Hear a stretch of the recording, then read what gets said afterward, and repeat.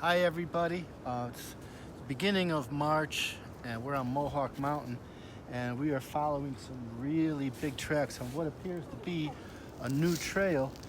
And over here by, of course, the dog, and here we have moose droppings.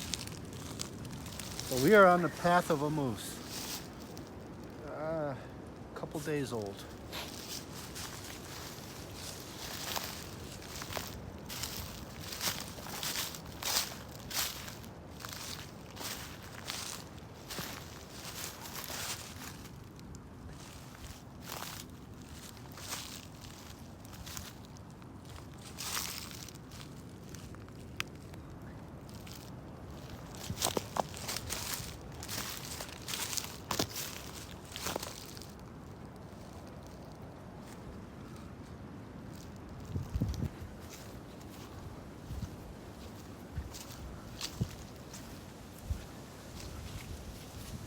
Well, look at this.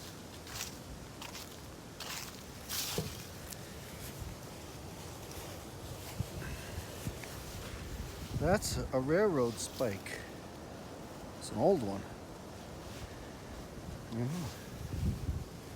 Should we keep it?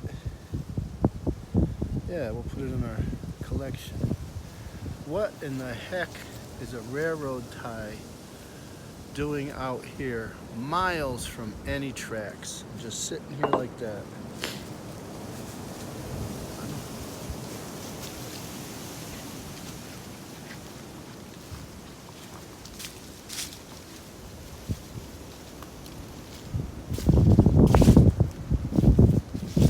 Bird's nest here. Probably reuse it. So we'll just leave it right there.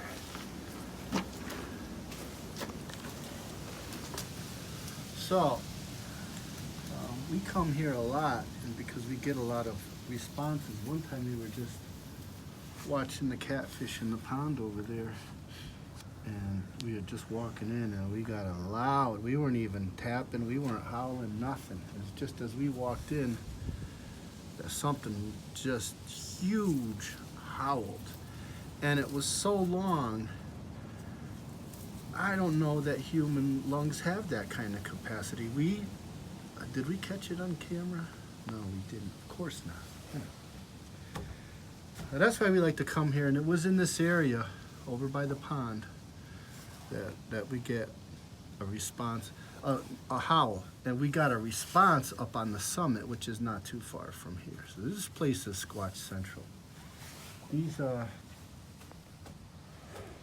These structures are here from the old camp that they don't use anymore, and that's a real shame because this place would make an incredible campground, just incredible. But really, state-run campgrounds are shutting down, and their lame excuse is that it's bacteria in the water, and that's just you just dump some bleach in the well and run it out, and then that clears up the bacteria.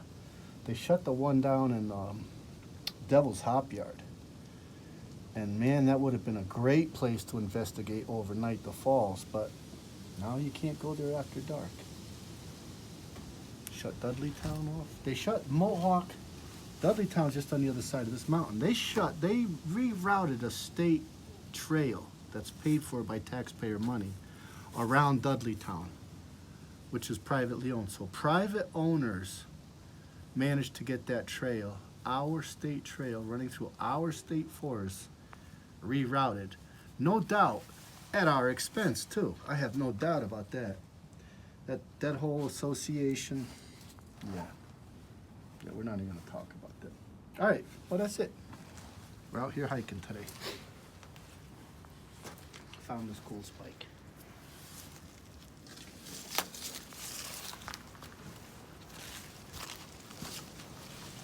I'll howl again. This direction. Woo!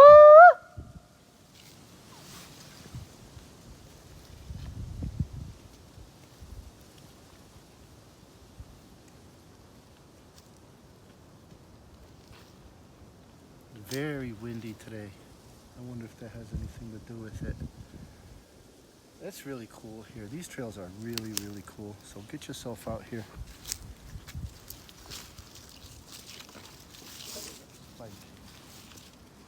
twisted too. They're usually straight. That's old. Really cool.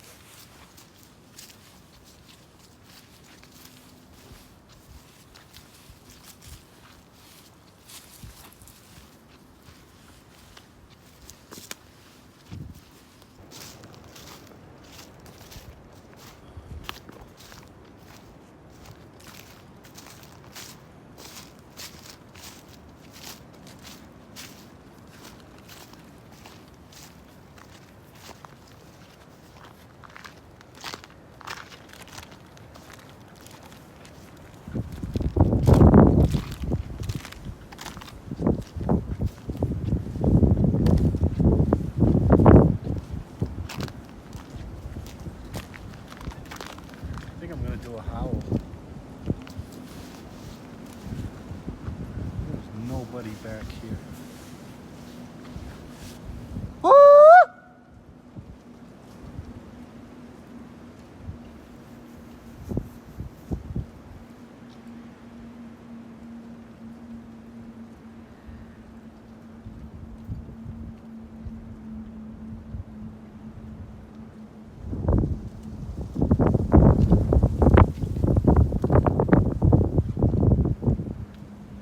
There's obviously some big forage here, moose.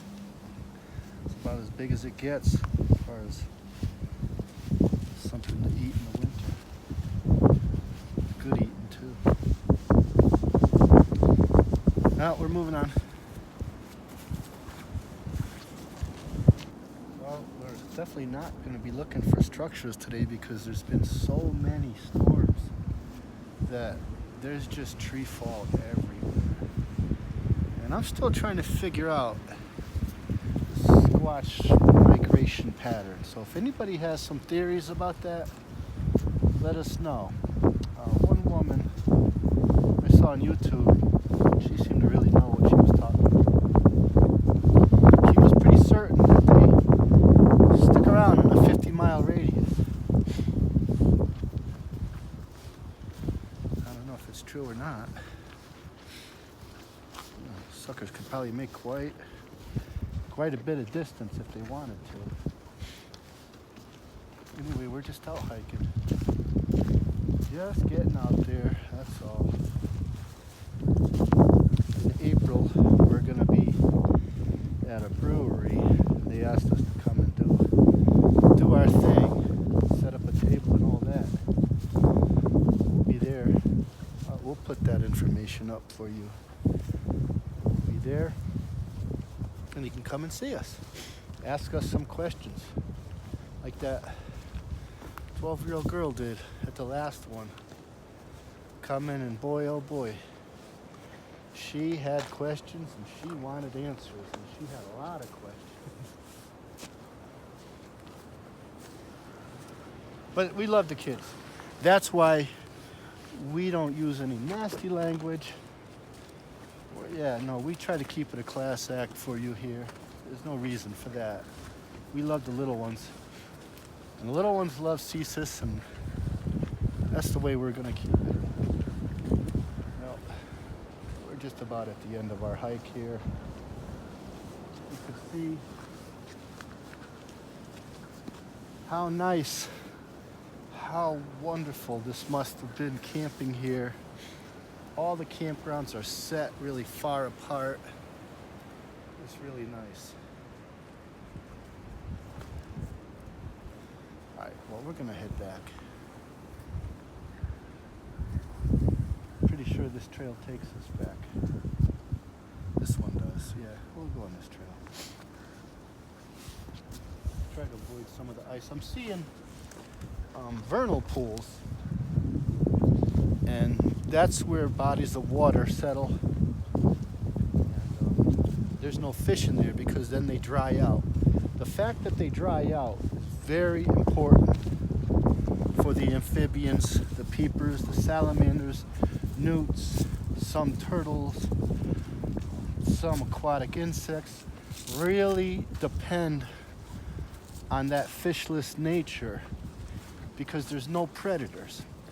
And that allows them to grow, to mature in water, and then migrate onto land like toads and frogs will do. And that just gives them that habitat that they need.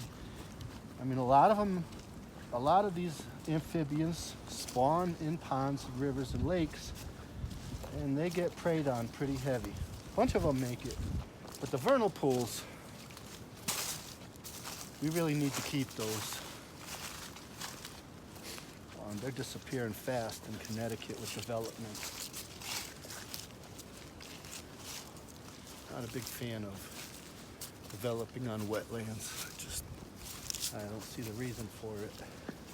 All right, well, that's it. You got a little bit of, what a gorgeous, right, camera person? This is gorgeous. I mean, we're hovering just about 40 degrees. Windy, that makes it colder. But this is maple tapping season. You want the tappers, the sugar shacks, like it when it freezes at night, thaws during the day. They'll get 2 runs of sap. When it goes up the tree in the morning, and then when it goes back down, the sap runs up through the roots into the top of the tree, and then later on goes back down into the roots. And that's when you're going to get the maximum sap. And here in Connecticut, we have excellent maple syrup. Really, really top notch. Well, that's it. Make sure my wayward dog is with us. Come on, we love you. Here he comes. All right, everybody, well, that's it. We're just out having fun. Found this and a dog toy. And pretty sure this trail takes us back where we want to go. I'll tell you what, it's a lot easier than the other trail we were just on. I don't know what the heck, I'm gonna be at one more time to try. Woo!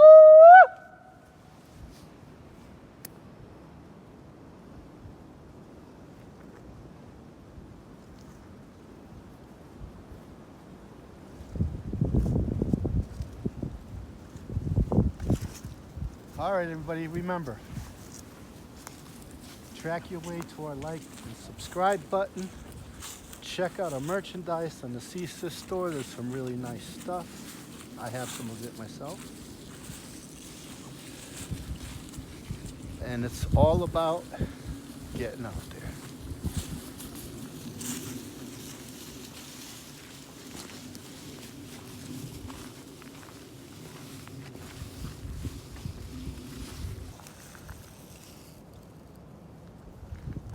That's pretty neat. It's mica in some kind of schist. Pretty cool. I think I'll keep it.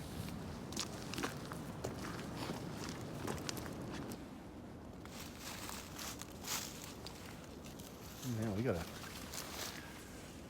come across this tree, and it is really, this is hard wood, man. This is not soft. This was still alive.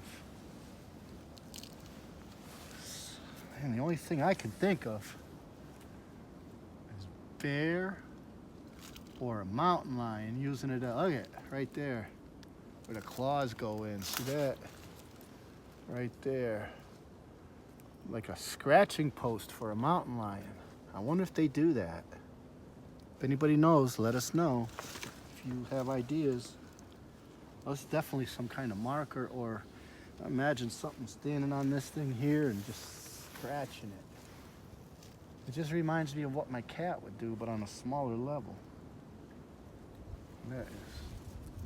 That is one hardwood. I'm trying to see what it is. It's not maple.